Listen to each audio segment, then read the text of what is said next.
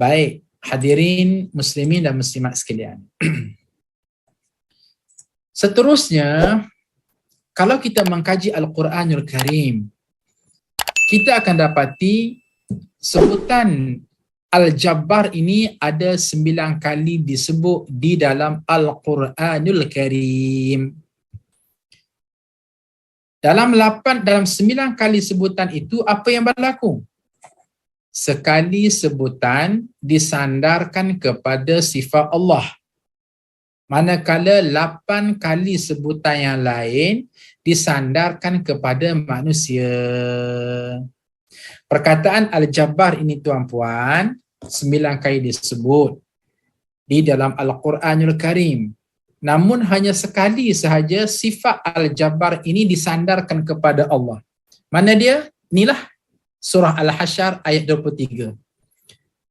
Surah Al-Hasyr ayat 23 adanya perkataan Al-Jabbar, satu-satunya sifat Allah yang disandarkan kepada Allah.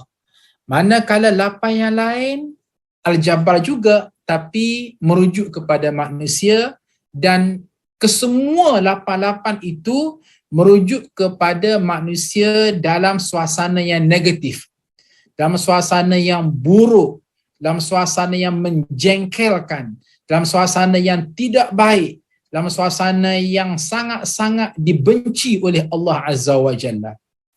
Nah, mari kita tengok ya. Ustaz hanya sunting di sini dengan masa yang tak mengizinkan 2 sahaja daripada 8 ayat tersebut.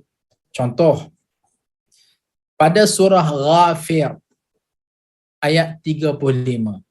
Surah Ghafir ayat 35, Allah Subhanahu wa taala berfirman, A'udzu billahi minasyaitonir rajim. Alladzina yujadiluna fi ayatillahi bighairi sultanin atahum kabura maqtan 'indallahi wa 'indal ladzina amanu kadzalika yatba'u Allahu 'ala kulli qalbin mutakabbirin jabbar. Shadaqallahul azim. Yang bermaksud iaitu orang-orang yang memperdebatkan ayat-ayat Allah tanpa alasan yang sampai kepada mereka. Amat besar kemurkaan bagi mereka di sisi Allah dan di sisi orang-orang yang beriman. Demikianlah Allah mengunci mati hati orang yang sombong dan sewenang-wenangnya. Dalam yang bold warna kuning ini, mutakabbirin jabbar. Jabbar ialah manusia yang Allah beritahu bahawa Allah Subhanahu wa taala akan mengunci pintu hati manusia yang mutakabbir. Satu, yang sombong. Yang kedua, al-jabbar, yang megah. Tu dia. Al-Jabbar di sini yang megah.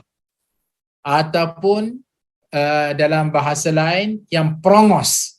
Ataupun dalam bahasa lain yang disebut juga dengan samsing. Maka ini adalah terjemahan kepada Jabbar yang disandarkan kepada manusia. Elok kata elok, tak elok. Negatif, pasti negatif. Mazmumah, pasti mazmumah. Baik. Satu lagi ayat lain, tuan-puan boleh rujuk pada surah Ibrahim ayat yang ke-15. A'udzu billahi minasyaitonir rajim. Wastaftahu wa khaba kullu jabbarin 'anid. Min waraihi jahannam wa yusqa min ma'in sadid.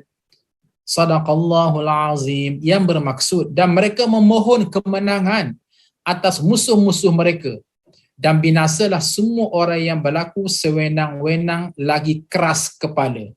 Jabbarin anid disebut keras kepala, disebut sebagai mengalahkan.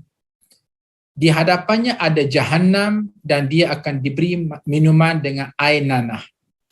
Maknanya apa dia? Allah Subhanahu wa taala menjanjikan kepada hamba-hambanya yang bersifat jabbarin anid, yang keras kepala, lagi angkuh, lagi megah, Allah Ta'ala akan masukkan ke dalam api neraka dan diberi minum dengan air nanah.